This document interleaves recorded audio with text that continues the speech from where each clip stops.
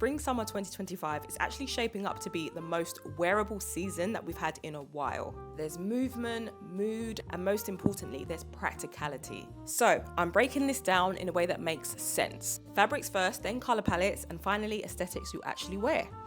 Honestly, how something feels on your skin really matters more than how it looks in your shopping cart. Sheer is having a moment again, but this time it's soft and it's smart. Layers like mesh, organza, and gauzy chiffon are being styled in subtle yet wearable ways. You can do sheer over a tank, under a trench, layered with denim. It's less about bareness and more about movement and texture. Designers embrace sheer fabrics in a big way this season. Brands like Sportmax, Prada, Loewe, and actually Armani. I'm here for Fendi. Also worth mentioning is Dolce & Gabbana. They went really bold with sheer this season. There is a sheer two-piece from Frankie Shop that I've had my eye on all season long. It's in this tan sheer fabric. So I'm inspired to incorporate the trend into my wardrobe with practical pieces. It's all about subtle translucency. It adds movement and texture and a little softness without doing too much. You know what? It's also quite a practical fabric for those perfect weird in-between weather days. You know, the ones where it's cold in the shade but hot in the sun, pretty much like how the weather is now. When I think about styling them, I'll probably do a sheer long sleeve blouse under a structured vest. And you know what? I want to do straight leg jeans with sheer blouses, possibly a vintage blue denim and a cute kitten heel. And I think why it works is because the contrast between softness and structure adds a lot of balance to these type of outfits. But moving along, we need to talk about structured cotton and poplins. Now, you would have seen one of my recent videos where I shared a haul for Awake Mode and John Lewis collection. I tried on that poplin blouse and it was stunning. So naturally, I'm into my clean cottons, my practical fabrics. They're definitely making a comeback this season and I'm all for it. Water wash cotton poplin took center stage as well during the runways in the US, giving a relaxed yet polished feel to a midi dress and co-ords. I love co-ords and I can't wait to wear more of those throughout spring, summer. Notable designers worth mentioning are Alexander McQueen. He reinterpreted classic shirting with compact cotton, beautiful poplin collars, crisp tailored dresses. We've been exposed to this at Provenza Schoolers collection for spring, summer 25. We can't forget to give an honorable mention to Max Amara's updated shirts. They just offer lots of breathable comfort to me while still maintaining their sharp structured lines. I'm excited to see the button downs, the A-line skirts.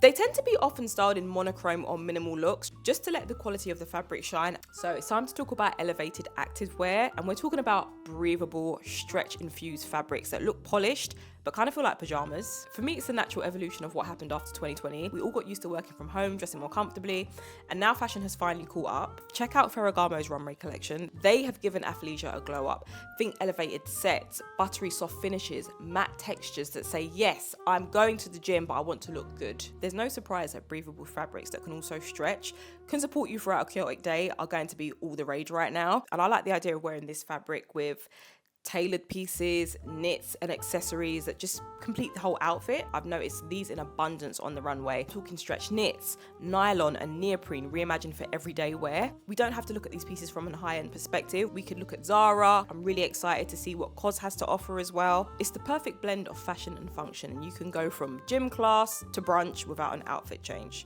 And that's what makes me really excited about this. This year's color palette is exactly what I want for spring, summer. Fresh, but grounded. I could not sit in front of you guys today without mentioning buttery tones and soft pastels. We're seeing lots of soft shades like butter yellow, which is one of my favorite colors. We've seen lots of examples on the runway and in the high street stores. If you even take a look back at COS's latest collection in Athens, they gave us so many examples of these colors without being boring. And you can wear them head to toe, or you can blend them with deeper neutrals for balance. They're also perfect for day to night dressing, especially when mixing with textures like knits or leather. I'm so excited that these ice cream colors are dominating spring, because for someone like me who's always been afraid of diving headfirst into color, this is a way you can do it with subtlety but still add interest to your outfit. We need to give powder pink an honorable mention, and we saw lots of pink last year, but it was Barbie pink. it was shocking and it was in our face, but this one's a little bit more subtle and I like this one. I fancy powder pink with dark brown. I think that's such a gorgeous color combination and it's quite unexpected. I know that COS carries some dark brown raffia accessories and they carry so many pink silhouettes in their latest collection, so I'll definitely be heading over there to see what they have available. I've noticed these pastels, they often appear head to toe in flowy silhouettes or soft gauzy fabrics. I think it enhances their dreamy quality. Darker moody neutrals, they're thriving.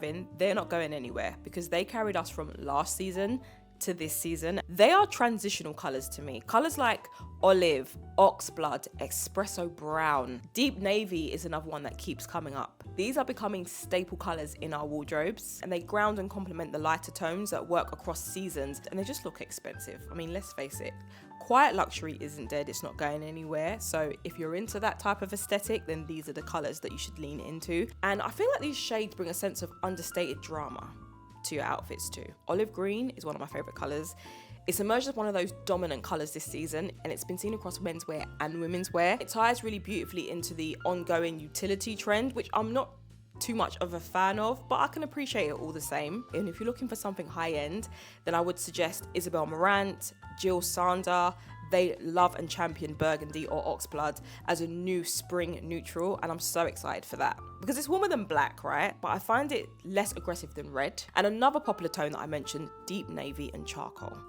I love these colors and they're often used by minimalist brands for a sleek, quiet statement kind of look. Even brands that normally lean into bright colors have settled for the moodiness. Like we've seen quite a few examples throughout Chloe's runway. We had lots of wine colored pieces among the beiges, of course.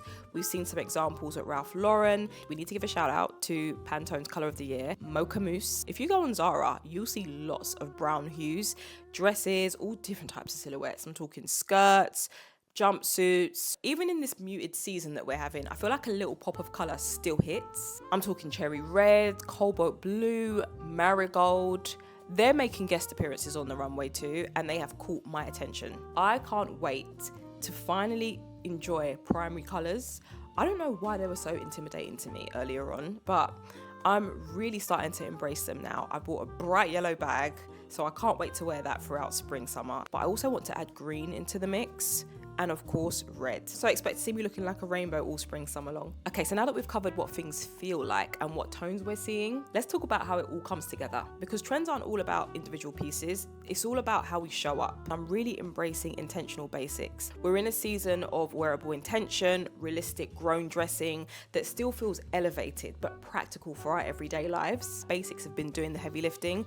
I love that whole 90s minimal aesthetics that you can create with a great tank, relaxed suiting, waterproof jackets, wide leg trousers, and the key is how they're styled. These are wearable pieces that can act as components to many of our outfits, and they match pieces that we already own, so we don't have to go out and buy a whole bunch of things. Even on the runway, designers have gone back to basic. Straight leg jeans, unfussy trench coats, basic tanks. I do like to mix my basic with a standout piece, an item that doesn't look flat, a great belt, a fun earring, a good shoe maybe, a piece of statement jewelry, a statement cuff. We've touched on elevated athleisure because I feel like this is the year that athleisure becomes a real fashion category or aesthetic. It's no longer just for lounging about or post-gym errands. It's effortless but slightly polished. You can move, you can breathe, and you can still show up feeling put together. We've seen perfect examples from Louis Vuitton showing logo track pants styled with tailored blazers. It's even worth mentioning smaller brands like Sporty and Rich. Their whole ethos and aesthetic is based on athleisure,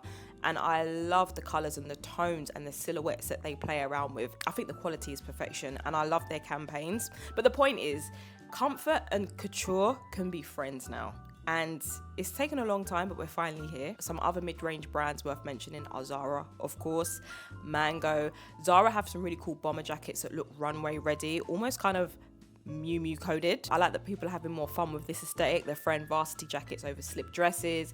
They're wearing tailored trousers made from stretchy scuba knit, and they're adding loafers to their joggers and a button down, or we're seeing slingbacks with gym sets and calling it brunch ready. Now, if anyone has started to receive those emails from work telling you that you need to be present in the office more, say aye. Okay. Workwear has evolved, and suits are still here, but they're elevated now. And we're no longer feeling the pressure of turning up to work in those monochrome outfits. I feel like trench coats are back.